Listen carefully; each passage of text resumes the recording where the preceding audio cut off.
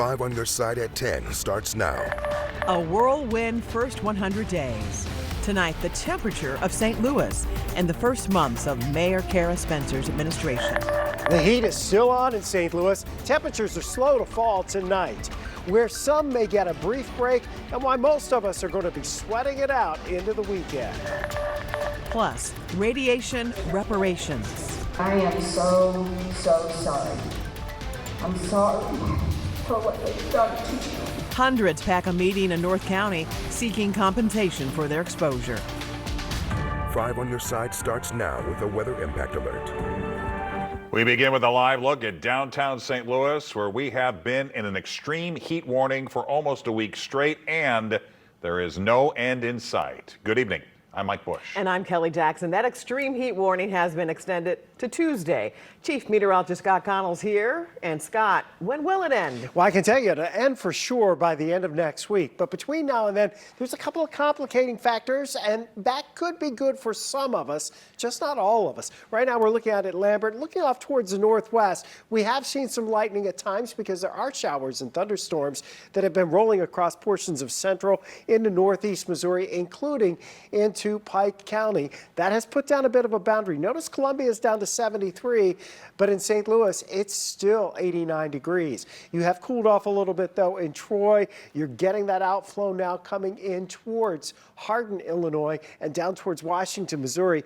If we nudge that into the metro area, it may briefly cool us down, but the rain, for the most part, is still well to our north and west, and it's not moving towards St. Louis, and this outflow isn't enough to generate additional thunderstorms. So if we get a little bit of a break tonight, north and west of St. Louis, enjoy it. You do see Pike County has been taken out of the heat advisory. The heat advisory remains elsewhere, with the metro area still under that extreme heat warning as we go till Tuesday now. And yes, we may have a spot shower or thunderstorm, and that may give us a brief break tomorrow on the metro, but any widespread rain stays to the north. There is a flood watch that's in effect across Pike County and up into northern Missouri. Tomorrow afternoon, outside of any thunderstorms, still more triple-digit heat. And this heat can take a toll. Head to KSDK.com for tips to protect yourself. Or you can text the word HEAT to 314-425-5355 and we'll send you a link. Well, today, Congressman Wesley Bell filed a bill to add more local zip codes to the list of communities eligible for compensation due to contamination at Coldwater Creek. And tonight, some of those impacted residents joined together and joined other concerned neighbors in Florissant. And that is where Brent Solomon's live with more on tonight's community conversation. Well, right now, 21 zip codes around North County are eligible for compensation due to radioactivity at the hands of the federal government.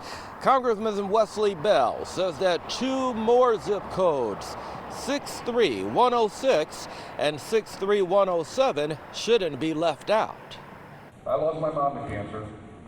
While we may never know the exact cause, I believe in my heart that it was tied to where we live. Florissant Mayor Timothy Lowry speaking before a packed house Thursday evening here at the James Egan Center. Another conversation about the Radiation Exposure Compensation Act. Federal lawmakers approved to get money to those who got sick from the Coldwater Creek. The creek was in our neighborhood, and the silent threats we did not know were around us. I lost my mom to breast cancer, my aunt to breast cancer, grandfather pancreatic cancer. I am so sorry.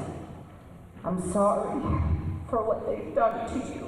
The heads of Just Moms STL, Don Chapman and Karen Nickel, who fought for years to make compensation a reality, were met with a standing ovation.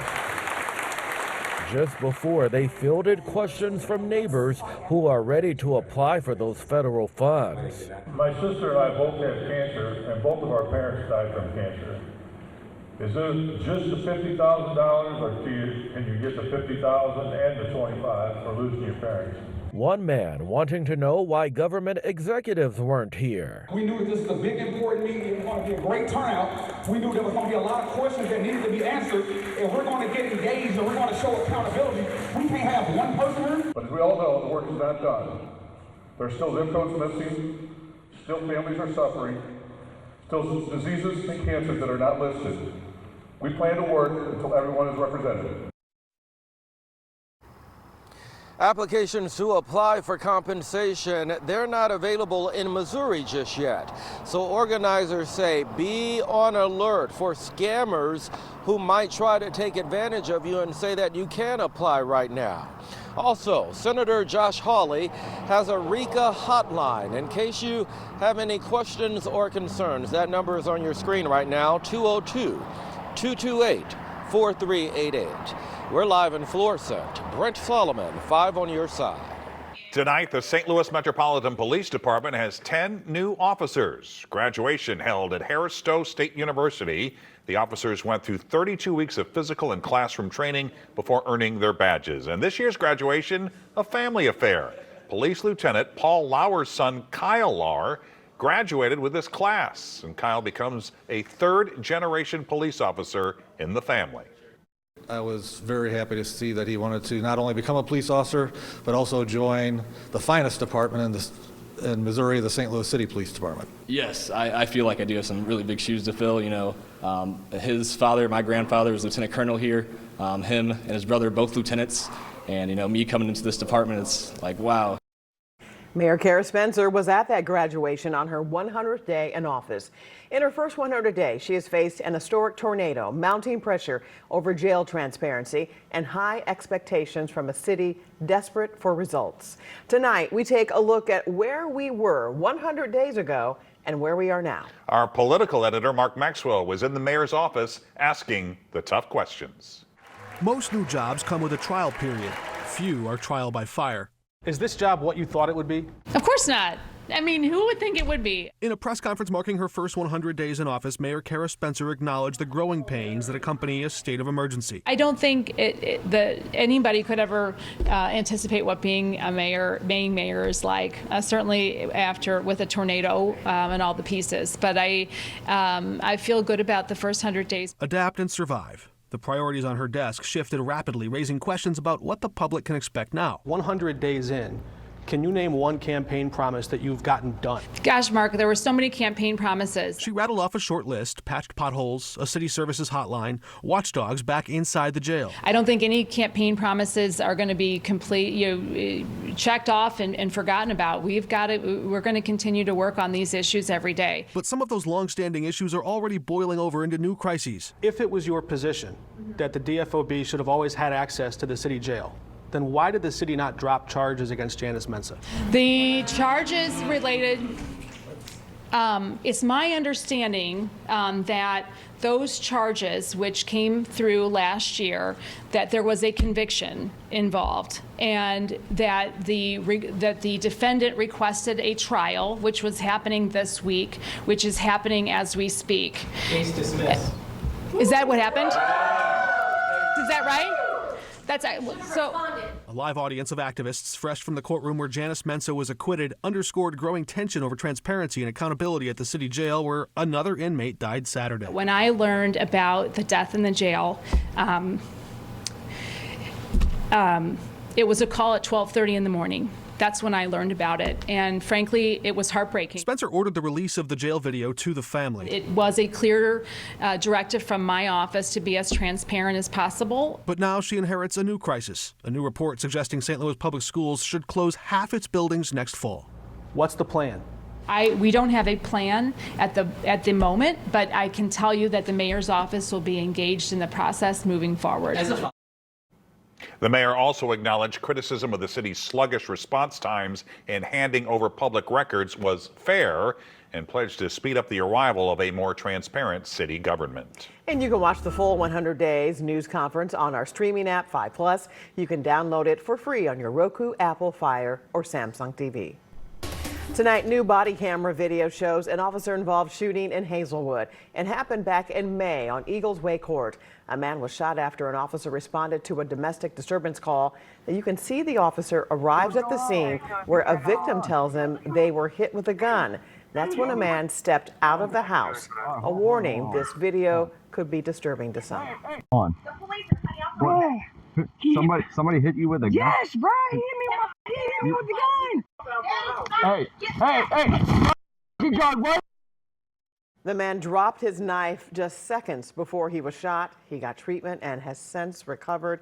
He was arrested and charged for unlawful use of a weapon. St. Louis County Police are still investigating. Tonight, the family of the couple killed in a police chase in Wood River is speaking out against the city. The family of Donna and George Julian filed a wrongful death lawsuit. Police were chasing Miko Martin when he ran a red light near Illinois Route 143 and Route 3. Martin then hit the couple's car, causing it to crash into a ravine and catch fire.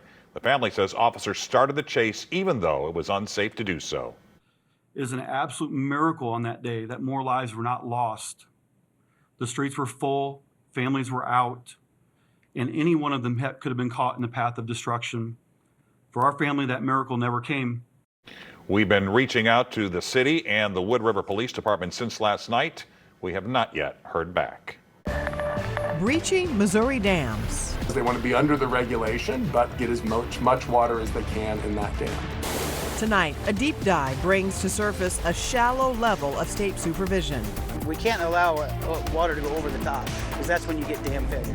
The dangers you could face even if you live miles away from one. The heavy rain tonight is in parts of central and northern Missouri.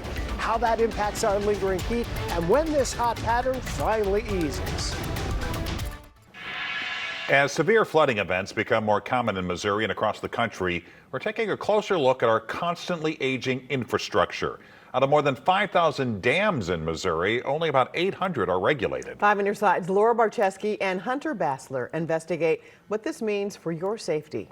In the state of Missouri, the law says that any dam 35 feet or higher must be regulated by the state. However, federal guidelines for dam safety examine dams 25 feet and higher. If 35 is kind of the place where you're going to regulate them and people want to have the most amount of water impounded that they could, well, then they'd want to build a dam that was 30 or 32 feet because they want to be under the regulation, but get as much water as they can in that dam.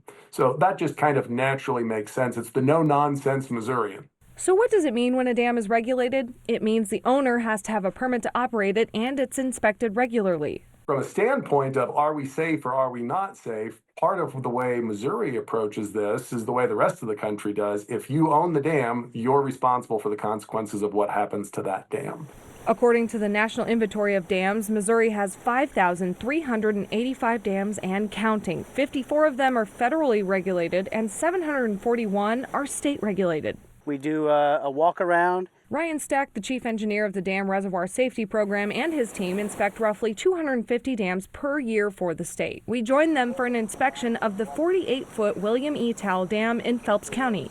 Dams in Missouri are generally built out of earth, and so we've got a lake on one side, and that lake's being held back by semi-porous clay. In an inspection, they use a little robot to easily inspect the spillway pipes. So this just helps us verify conditions of pipes through dams. Then they have an engineer walk the dam to make sure it's still the same height, while another engineer looks for things like rodent nests and invasive species. We will travel downstream of where the water would go from the dam to verify that there's been no new construction downstream. That controls the hazard classification. 1,478 dams are classified as high hazard potential. 23 of them are federally regulated. 498 of them are state regulated, including the Towle Dam. Stack says hazard levels actually have nothing to do with the health of the dam. The hazard classification is what would be affected downstream. And in the case of this dam, this is a hazard class 1, which means it has 10 or more homes downstream that would be affected if it were to fail. He says there are a lot of misconceptions about what a true dam failure is. For example, when the water being held back by the dam seeps out into this area called the auxiliary spillway, it's not considered a failure.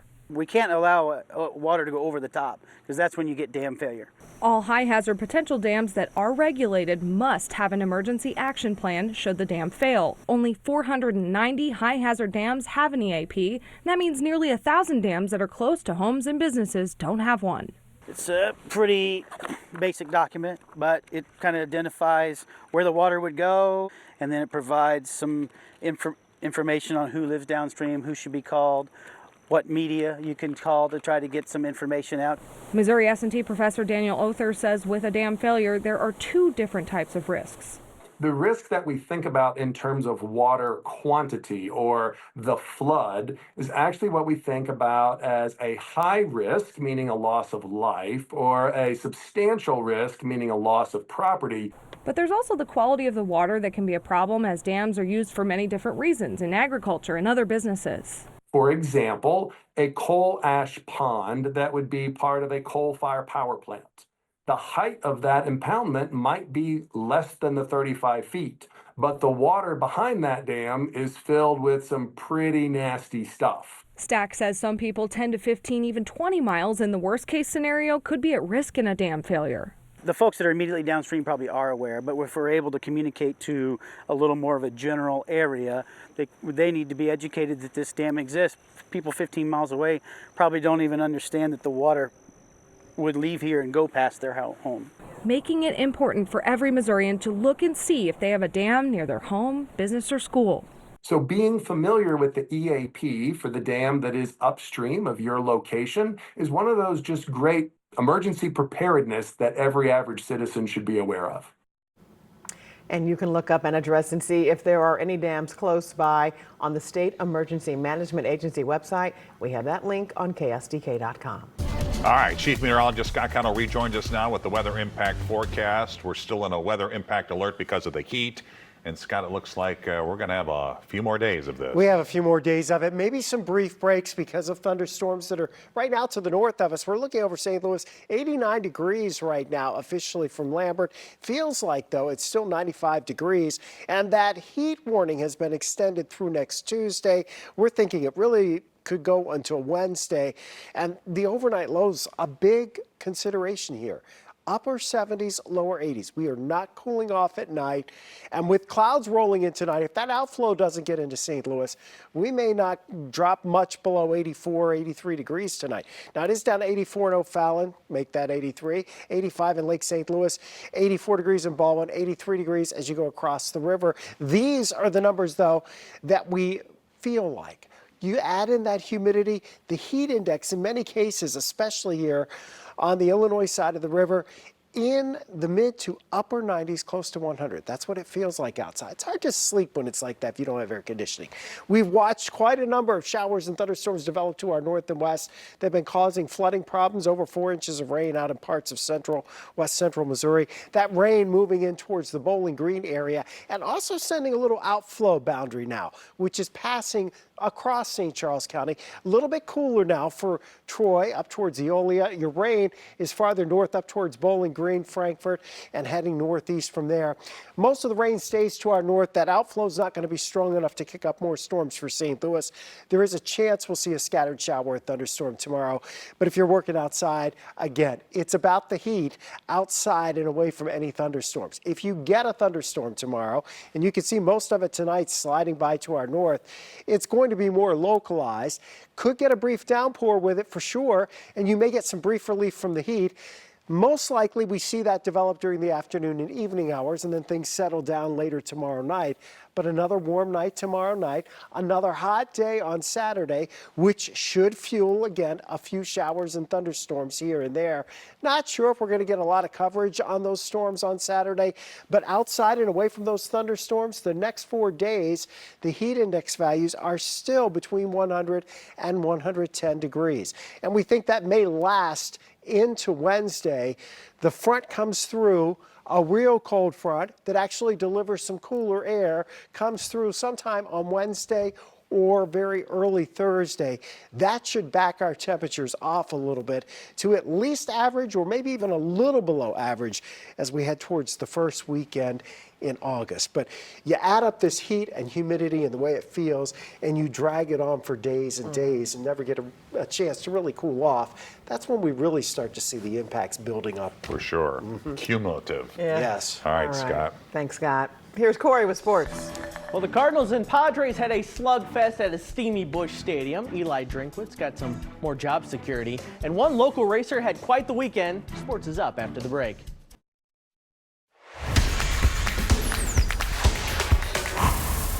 You can look at the current Cardinals two ways. They just came off a disastrous 1-5 road trip, and it's time to abandon the season and look to the future.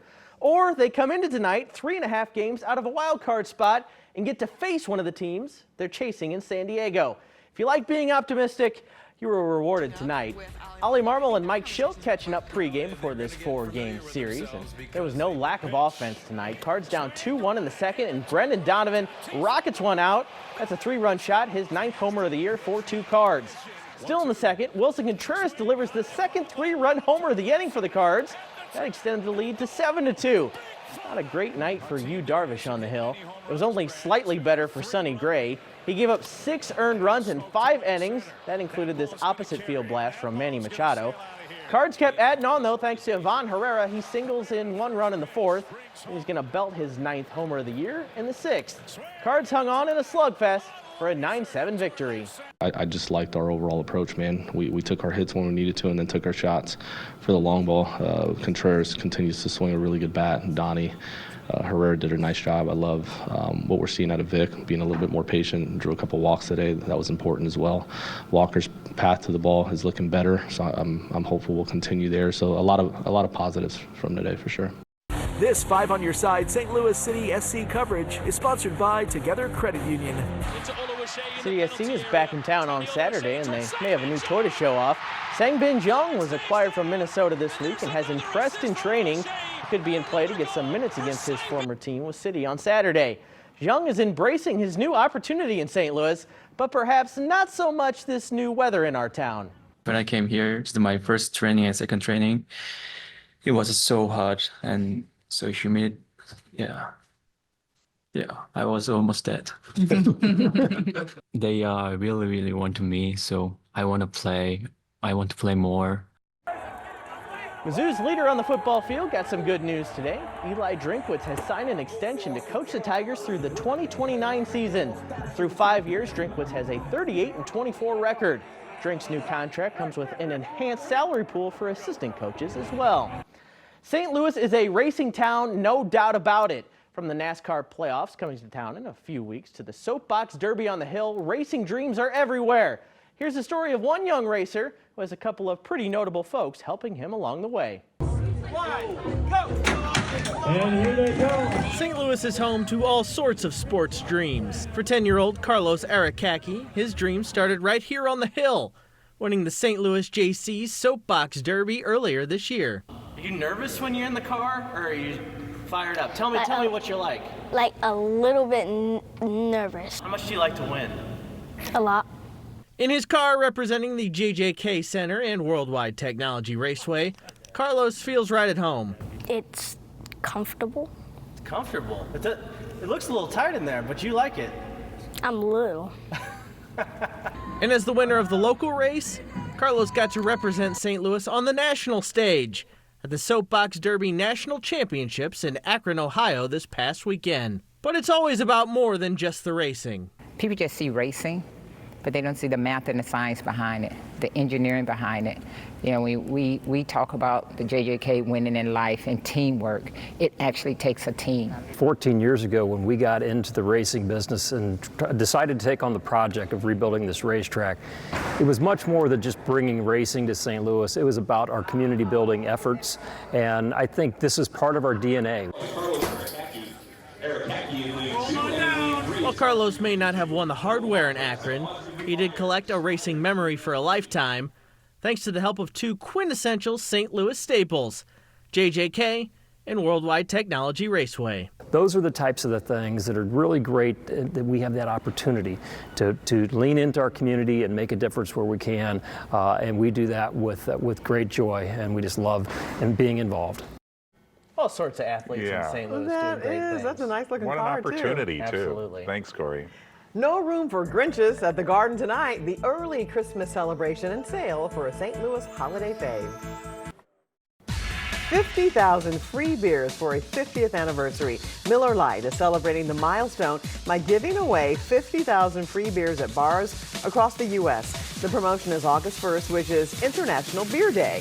To find out how you can take part, visit the Miller Lite website. Christmas is 5 months from tomorrow. However, they're already in the holiday spirit, even in this weather, at the Missouri Botanical Garden. Jingle in July featured holiday crafts, drinks, and live music. That's Santa. He even showed up, but of course, because of this excessive heat, he opted for shorts and that shirt. Early ticket sales also kicked off tonight for the popular Garden Glow holiday display. They're 20% off through July 31st. It's hard to think about Christmas with this weather. I know. I wish it felt like Christmas weather, but You know, there's unfortunately- a Santa shirt that's a Hawaiian shirt with snowflakes on it. There you go. I mean, that'll put you in the mood because this won't. Temperatures are in the low to mid 90s the next couple of days. Yes, there could be some spot thunderstorms tonight. Everything's focused on Pike County. I don't think we're going to get a lot of flooding up there, but there is a flood watch. We do go into the weekend with at least a chance for a few scattered showers and thunderstorms, especially during the afternoon hours. Outside of that, the heat index is still above 100. But under the thunderstorms, maybe you get some brief relief. We could use any relief. And there you have it. 5 on your side at 10. We're always streaming on 5+. Start your day with Today in St. Louis beginning at 4 a.m. Have a great tomorrow.